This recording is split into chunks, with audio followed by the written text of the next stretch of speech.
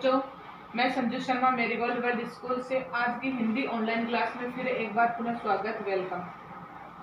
पहले वाली वीडियो में हम क्रिया के बारे में पढ़ रहे थे। क्रिया के प्रकार यानी कर्म के आधार पर क्रिया कितने प्रकार की होती है ये हम पढ़ चुके हैं। आज हम पढ़ेंगे संरचना की दृष्टि से या संरचना के आधार पर क्रिया के कितने प्रकार होते हैं।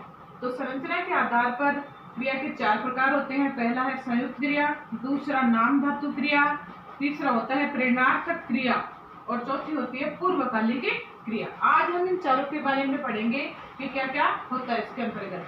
तो इसमें पहला प्रकार हमारा क्या है, संयुक्त क्रिया। कि संयुक्त क्रिया क्या होती है, जैसे कि संयुक्त क्रिया यानी 2 क्रियाओं के मेल से बनना। 2 क्रिया जहाँ पे होते हैं वहाँ पे जो जोड़ा बन जाता है, जो संयुक्त रूप हो जाता है, वो संयुक्त क्रिया कहलाती है। जैसे कि हम परिभाषा इसकी जानते हैं कि 2 या 2 से अधिक धातुओं के मेल से बनी क्रिया। धातु, अब ये धातु क्या होते हैं, जैसे कि क्रिया का मूल रूप होता है उसे हम क्या कहते हैं, धातु कहते हैं।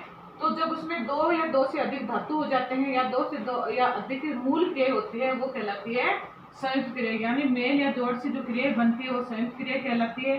जैसे कि उदाहरण के माध्यम से समझते हैं कि वह पढ़ने लगा।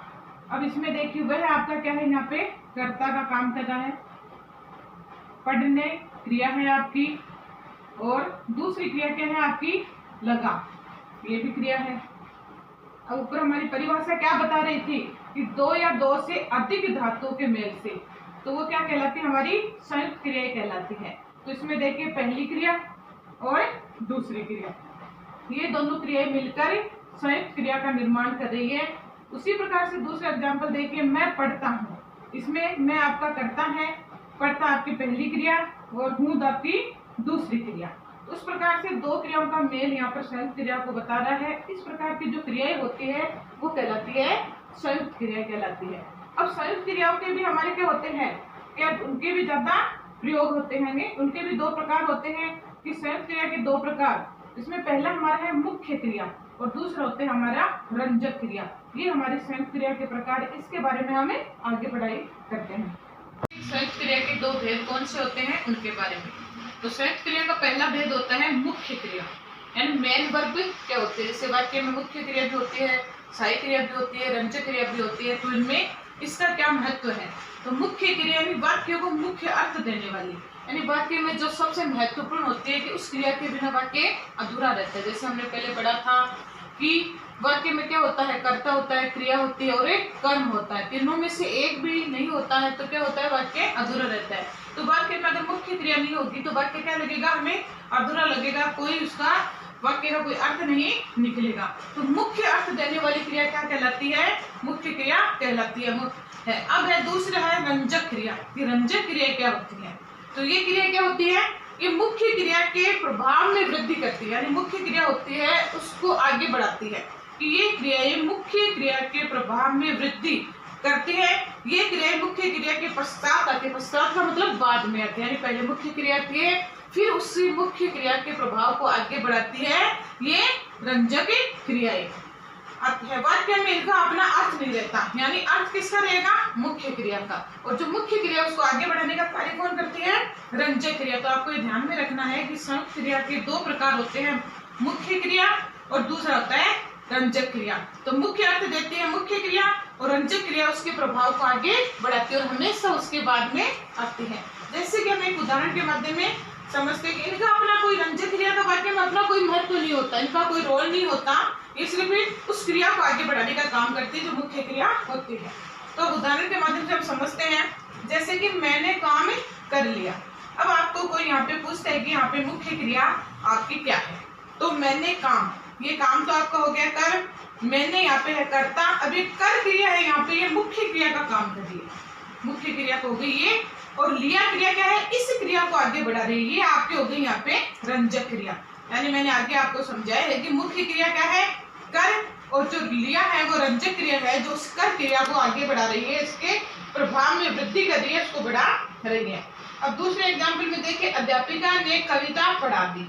अब अध्यापिका यहाँ पे क्या है, आपका कर्ता है, सब्जेक्ट है, और कविता क्या है, कर्म है उसका, और पढ़ा इसमें क्रिया है और दी इसमें क्रिया। 2 क्रियाएं हैं, पढ़ा और दी। तो पढ़ा क्या है इसमें, मुख्य क्रिया का खाने का दी, पढ़ा मुख्य क्रिया हो गई और दी क्या है यहाँ पे रंजक क्रिया का कार्य कर रही है। तो आपने देखा दोनों ही उदाहरण में, यानी कर के बाद में लिया रंजक क्रिया ही है, पढ़ा के बाद में दी रंजक क्रिया ही है। दोनों ही क्रियाएं मुख्य क्रिया के बाद में ये जो रंजक क्रिया है और इसके प्रभाव में विस्तार कर रही है, उसको बढ़ा रही है, ये होती है मुख्य क्रियाएं और एक रंजक क्रिया। अब आगे हम पढ़ते हैं नाम धातु क्रियाएं। तो क्रिया पढ़ने से पहले क्रिया के बारे में और जानेंगे सहायक क्रिया, जो कई बार एग्जाम में पूछ लिया जाता है कि सहायक क्रिया क्या होती है, जिसको इंग्लिश में आप हेल्पिंग वर्ब बोलते हो कि हेल्पिंग वर्ब क्या होती है, सहायक क्रिया क्या होती है। तो वाक्यों में मुख्य क्रिया को छोड़कर जो अंशेष रह जाता है, यानी जो क्रिया बच जाती है, मुख्य क्रिया तो आपको बताया है कि जो मेन अर्थ देती है, मुख्य अर्थ देती है, वो मुख्य क्रिया कहलाती है। रंजक क्रिया क्या करती है, मुख्य क्रिया के प्रभाव को बढ़ाती है। और सहायक क्रिया भी उसी प्रकार से होती है कि जो उसका बचा हुआ हिस्सा होता है अन्य क्रिया का, वो क्या कहलाता है, सहायक क्रिया कहलाती है। कि जो अंश रह जाता है वो हमारी सहायक क्रिया कहलाती है, हेल्पिंग वर्ब कहलाती है, ताकि उसके आगे बढ़ाने में सहायता कर सके।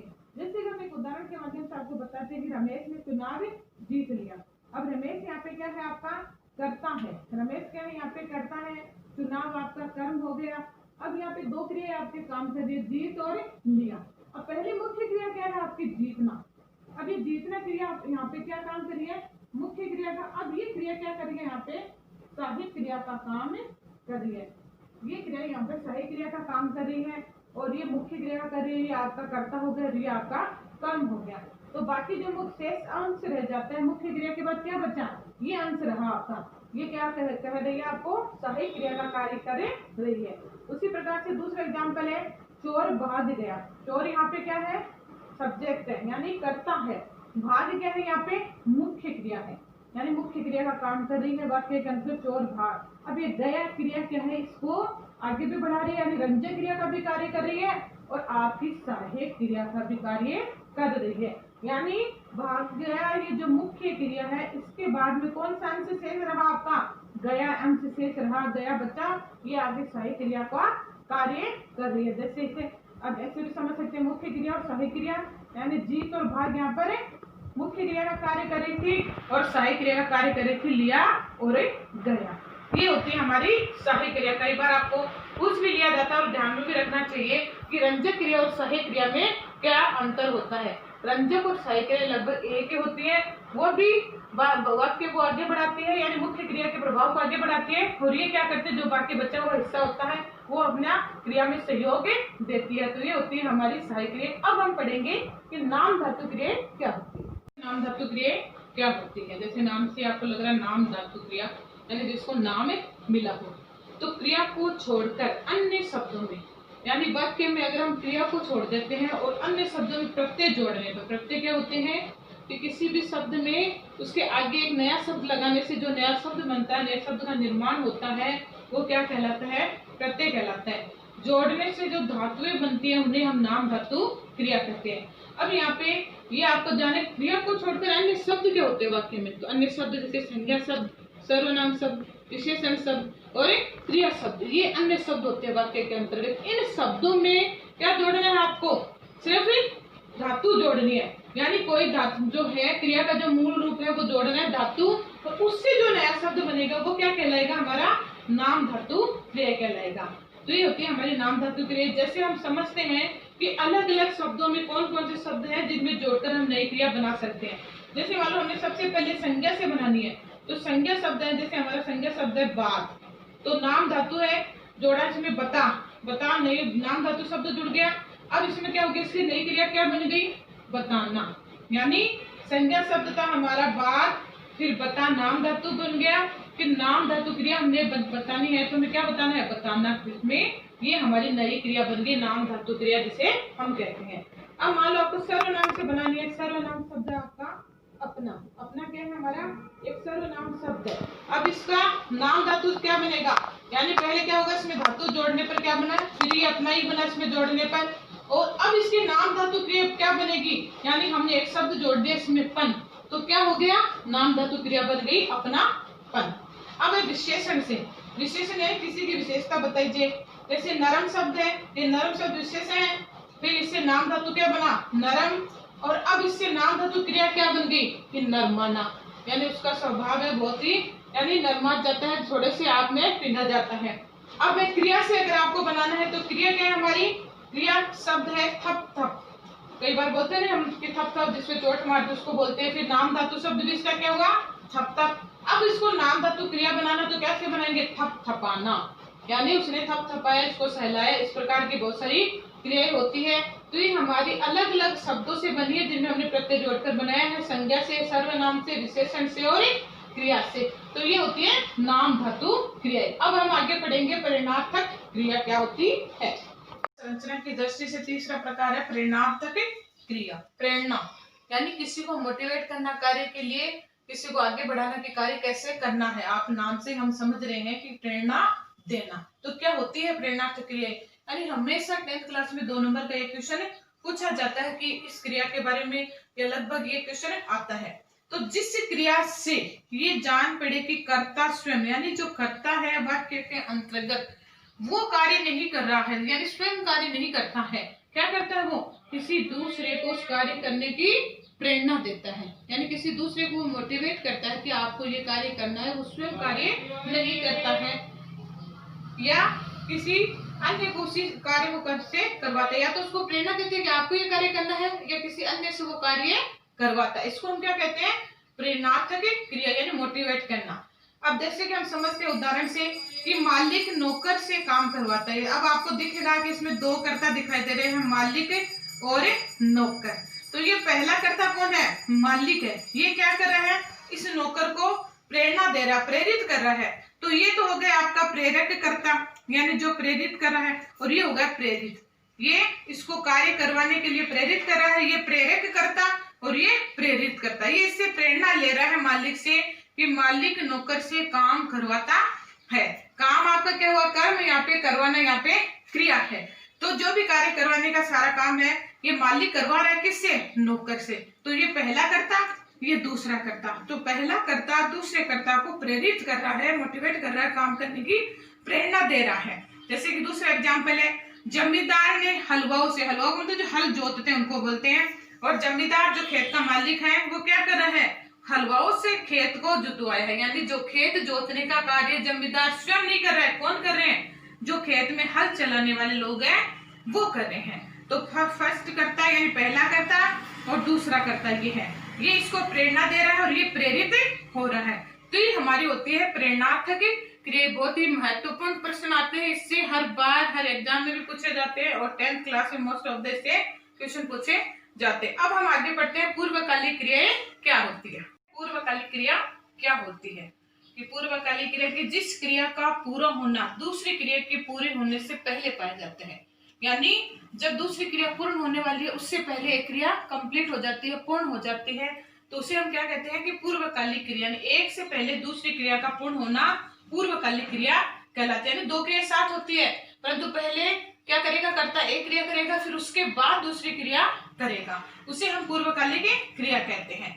कि जैसे कि वह नहाकर स्कूल जाएगा। अब इसमें देखिए कर्ता हमारा वह है, अब यहाँ पे नहाना पहली क्रिया है और जाएगा यहाँ पे दूसरी क्रिया है। तो पहले कौन सी क्रिया संपन्न हुई इसके अंतर्गत? नहाकर।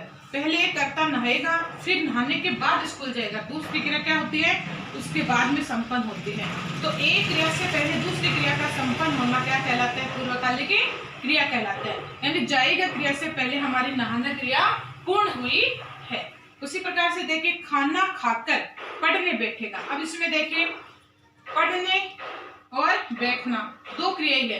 पहले क्या करेगा? वो पढ़ेगा, फिर पढ़ने के लिए बैठेगा। यानी पहले खाना खाएगा, फिर उसके बाद पढ़ने बैठेगा। यानी एक क्रिया के पूर्ण होने के बाद में दूसरी क्रिया का संपन्न होना पूर्वकालिक क्रिया कहलाती है। अब एक क्रिया में एक शेष क्रिया एक और बच जाता है टॉपिक, जो कई बार पूछ लिया जाता है एग्जाम में कि वो क्या होता है। ये तो हमारी मुख्य क्रिया थी कि संयुक्त क्रिया, नाम धातु, प्रेरणार्थक, पूर्वकालिक, सकर्मक और अकर्मक क्रिया। अब हमारी एक क्रिया है तात्कालिक क्रिया। तात्कालिक क्रिया कई बार वो पूछ लिया जाता है कि क्या होती है। तो इसमें क्या आएगा कि इसमें एक क्रिया की समाप्ति के बाद दूसरी पूर्ण क्रिया का संपन्न होना। यानी एक क्रिया समाप्त होती है, उसके तुरंत बाद दूसरी क्रिया शुरू हो जाती है, तो उसको हम क्या कहते हैं? तात्कालिक क्रियाएं कहते हैं।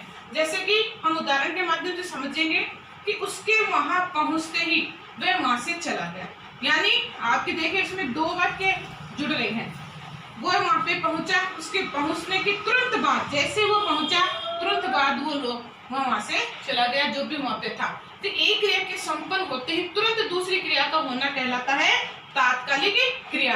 और पूर्वकालिक क्रिया क्या थी? एक क्रिया से पहले दूसरी क्रिया का हो जाना पूर्वकालिक क्रिया कहलाती है। ये था हमारा क्रिया का टॉपिक, आज कंप्लीट हो चुका है। तो सभी बच्चे वीडियो को लाइक और शेयर जरूर करें और वीडियो पूरा देखें। धन्यवाद।